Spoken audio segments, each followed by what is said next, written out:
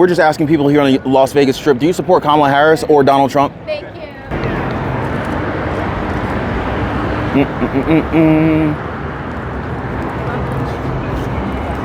Yo, how much you want to dare me to jump over this gate, swim across, and get in the boat?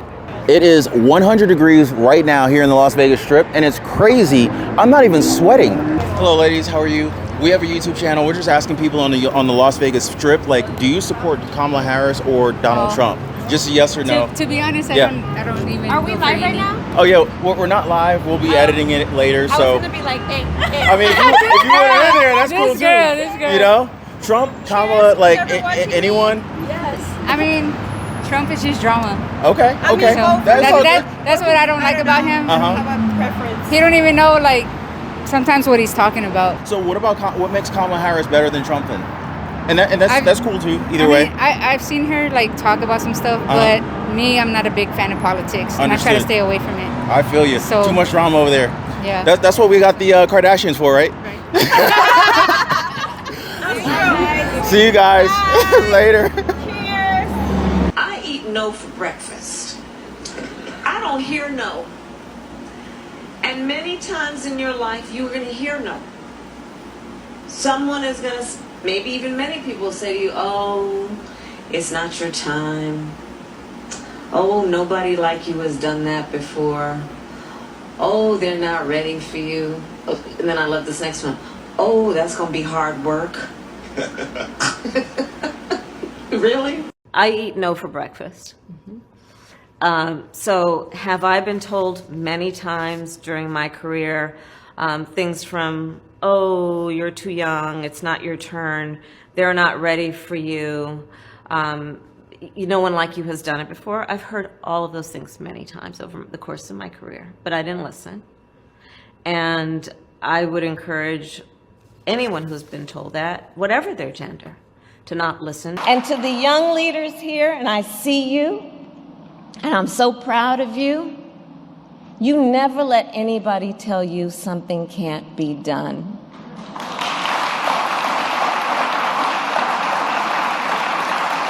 I have a motto. I eat and drink no for breakfast. Don't hear it. If most of us in this room heard no, we would not be in this room right now.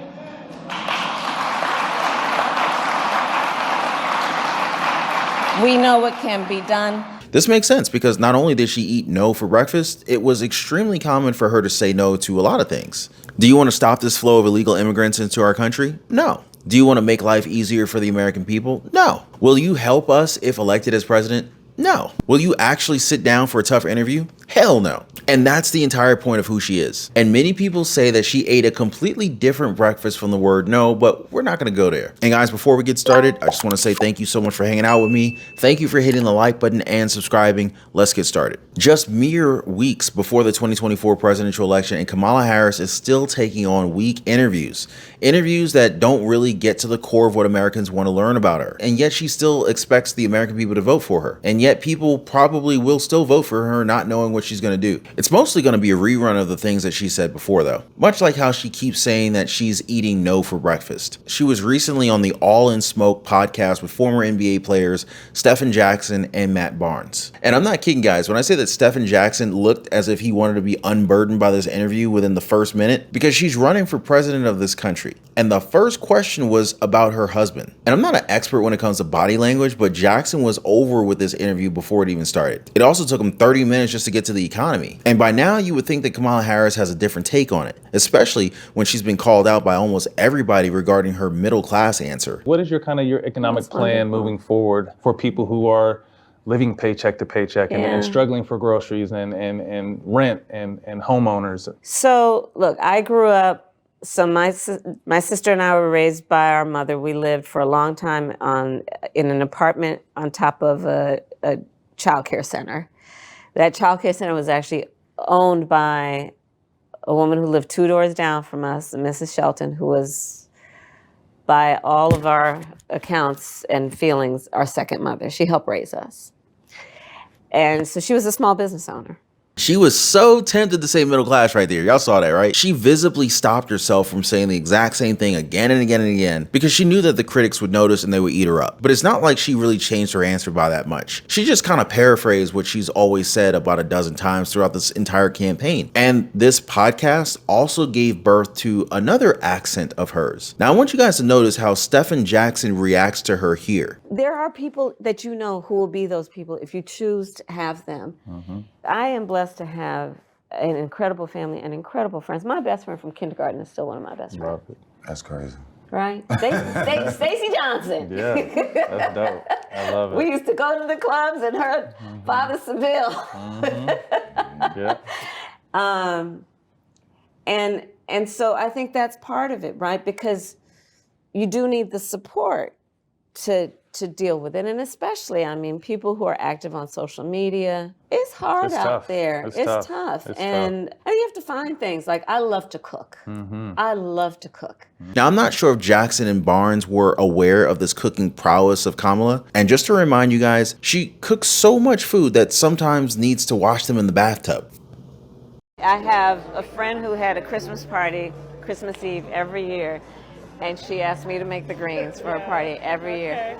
And I am not lying to you that I would make so many greens that I'd need to wash them in the bathtub. I'm telling you the truth. But getting back to the topic here, the point of her showing up to this podcast is to try and convince young black voters that she's hip, that she's cool, that she's down, that she's the candidate to support simply because she's a woman of color. She also wants people to forget about her record back in California, locking people up for no good reason. Kamala Harris was asked a very simple and very important question here. Should marijuana be legalized? I just think we have come to a point where we have to understand that we need to legalize it and stop criminalizing this behavior. And so, and actually, this is not a new position for me. I have felt for a long time we need to legalize it. So that's where I am on that. And this is pretty much the big takeaway from this entire podcast. It was like 45 minutes long, scripted interview with a few seconds of truth. But I want to give you guys the truth on Kamala Harris's take on this one. As a prosecutor, she oversaw more than 1,900 marijuana convictions in San Francisco. And as exposed by Tulsi Gabbard, she put away over 1,500 people in jail for marijuana violations. Yet she laughed when she was asked about ever smoking it herself. Now, Senator Harris says she's proud of her record as a prosecutor and that she'll be a prosecutor president, but I'm deeply concerned about this record. There are too many examples to cite, but she put over 1,500 people in jail for marijuana violations and then laughed about it when she was asked if she ever smoked marijuana. She blocked evidence. She blocked evidence that would have freed an innocent man from death row until the courts forced her to do so. She kept people in prison beyond their sentences to use them as cheap labor for the state of California. And she fought to keep cash bail system in place that impacts poor people in the worst kind of way. Now, the common theme here is that her values don't change until she's running for a higher office. And now that she's gunning for the spot of commander-in-chief, she's switched everything up. Everything from her catchphrases. I mean, remember that we started things off with her eating no for breakfast? I want to wrap things up with her saying the exact same thing in this podcast, but it comes with a twist. And I feel a sense of responsibility to hopefully remind them that you should never hear no. You should never hear nobody like you has done this before, or it's not your time, or they're not ready. Like, don't hear that. Don't hear that. I eat no for breakfast. That's my saying. Well, I think too, I we eat talked no about, for breakfast. You got to see it to believe it. And there you have it, guys. This is the Harris campaign in a nutshell. So a few years ago, I stumbled upon this old, worn out book at a thrift store. It was like a Goodwill or something with a handwritten note inside the cover, and it read, "This changed my life. Hope it does the same for you." So this was just this random note that was stuck inside of this book. Now, I was intrigued, and I bought it for $1.50. And that little investment, guys, turned out to be the best one I ever made. In fact, the principles in that book literally opened up my eyes to how money really works And they became the foundation for my journey to financial independence. Now, I'm sharing everything that I learned and more inside the Liberty Pursuit Network, guys. Make sure you click the link in the description down below. Join us today if you're ready to change your life too. She reminds me of those 500-word essays that we had to do in school. You know, the ones where you just kind of run out of words at the end, so you just kind of like say whatever just to meet the word count. This display from the VP has led many to believe that she's just a robot. Not literally, of course, but you could just kind of consider her as a vessel. She doesn't have any original ideas of her own, but she can memorize key talking points. Now, of course, she typically regurgitates these key talking points at all the wrong points in time, but she still memorizes them. This is why you hear most of what she said in the debate against Donald Trump being repeated all over social media. This is because Kamala is equipped with a limited word set. She does not have to do it, Kara. I'm going to just cut to the chase. In fact, she's put out policies on her campaign website. Anybody who's truly interested can go and read about them. She referenced policies. She actually doesn't just have policies and concepts. She has, plans about what to do. I think it's it's a double standard, and it's a double standard that is partly because they are still getting to know her, but also because they're still grappling with the idea like, oh, am I really going to vote for a woman to be president and commander-in-chief? CNN's own Abby Phillips said Harris's recent interview with the National Association of Black Journalists, the NABJ, lacked specifics, but the panelists that she had on, they were just scrambling to defend the Democratic presidential nominee. Black journalists today at the NABJ pressed Vice President Kamala Harris on policies from guns to the war in Gaza, but many of her answers lacked specifics, and some Democrats, like Hillary Clinton, told Kara Swisher that that's perfectly fine. I'm not sure I agreed with her when she said that. It was interesting for her to say it because I think she was talking strategically, politically, is that she doesn't have to say too much. I think probably most people agree they should say more because, as Audie Cornish of this network said, a lot of people are Kamala curious. And if you look at the statistics, I think Kirsten talked about them last night, Kristen did, that people want to know more from Kamala Harris. This is at the heart of what voters want to know about her. She should have something that is really quick and understandable. And that wasn't really it. She has to do three things. I agree. Actually, there's one other thing. Answer the question. She got the same question at the debate. And you know what else? When I went back and watched the debate again, every single policy question she got at the debate, she totally ignored and never answered it. Why is it that she believes she does not have to answer to journalists who are asking pretty basic questions of her? Now, with all these different people defending her, Kamala Harris doesn't just come off as mediocre anymore. In fact, she comes off as pretentious, shallow, vapid, and even condescending. You know what I mean? Phillips played a clip of Kamala Harris responding to a question about whether her voters were better off than they were 4 years ago. See if you guys can spot her answer here as it's written out. We came in during the worst public health epidemic in centuries. We came in after the worst attack on our democracy since the Civil War, and a lot of it due in large part to the mismanagement by the former president as it relates to the COVID pandemic and obviously January 6th. And we had a lot of work to do to clean up a mess. As of today, we have created over 16 million new jobs, over 800,000 new manufacturing jobs. We have the lowest black unemployment rate in generations. Yeah, as Abby Phillips said, Harris should have something quick and understandable ready in response to a question like that, adding, and that really wasn't it. CNN political commentator Ashley Allison said she wished Harris would have alluded to the next 4 years in her answer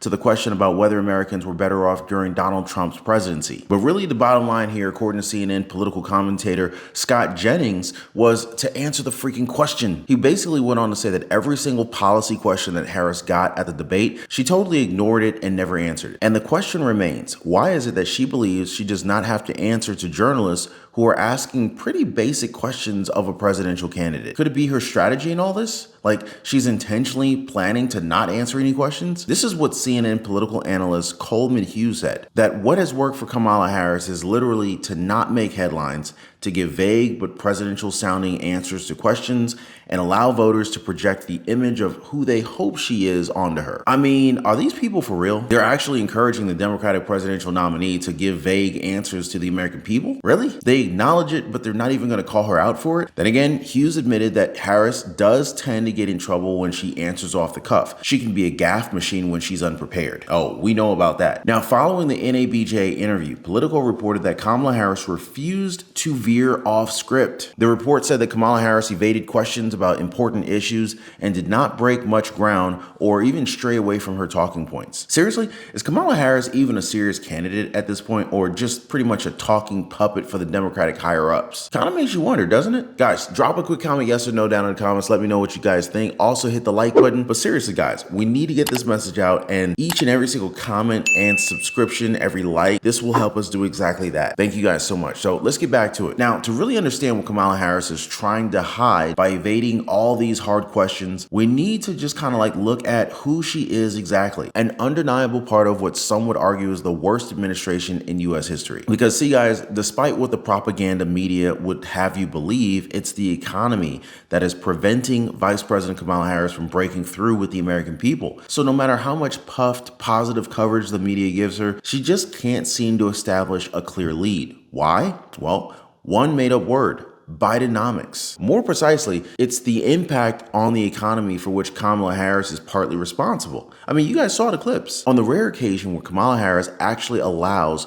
someone from the press to publicly ask her about the economy, she gives the strangest answers. You could even call it weird if you want. During the ABC News presidential debate, David Muir asked her, when it comes to the economy, do you believe Americans are better off than they were 4 years ago? And guess what? Kamala Harris said that she was raised as a middle-class kid and gave a clumsy biographical answer which included zero policy. A few days later, during her only interview since the debate, her response to a question from anchor Brian Taff about her specific plans for the economy, it was better memorized but equally unresponsive. And yes, it was still about growing up as a middle-class kid, that she grew up in a neighborhood of folks who were very proud of their lawn. Y'all remember that line, right? Because what else would she talk about? Bidenomics? For nearly 4 years, she and Joe Biden have been claiming that Bidenomics would bring down the cost of living, invest in infrastructure, empower families, and make life better for all Americans. Well, here we are, 4 years later, and it just simply hasn't happened. And hey, that's not going to stop her from making the same claims about her mystery plan on the campaign trail. Don't believe me? Just look at the numbers. Rasmussen reports found that only 20% of Americans wanted policies in general to stay the same. Nearly 3 out of 4, or 73%, do want things to change. Only 23% said economic conditions were improving. By contrast, 52% said that things were getting worse. In parallel, Scott Rasmussen, a separate polling outfit, reported that only 26% of Americans thought that the economy was excellent or good. Now, a full 74% rated the economy poor. Do I even have to say it? If you are the candidate of the incumbent White House party and only a quarter of Americans think that the economy is good or improving, well, you have a huge problem. But hey, let's not talk about that, right? Instead, let's talk about Kamala Harris growing up as a middle-class kid and her favorite phrase, what can be unburdened by what has been. Because being on video saying that you would shut down fracking on your first day in office would kill more than 105,000 jobs in Western Pennsylvania. It just kind of compounds your problem. So let's not talk about that, I guess. Do you know what the strongest argument against Kamala Harris right now is? The fact that Americans go to the grocery store every day. And what happens there?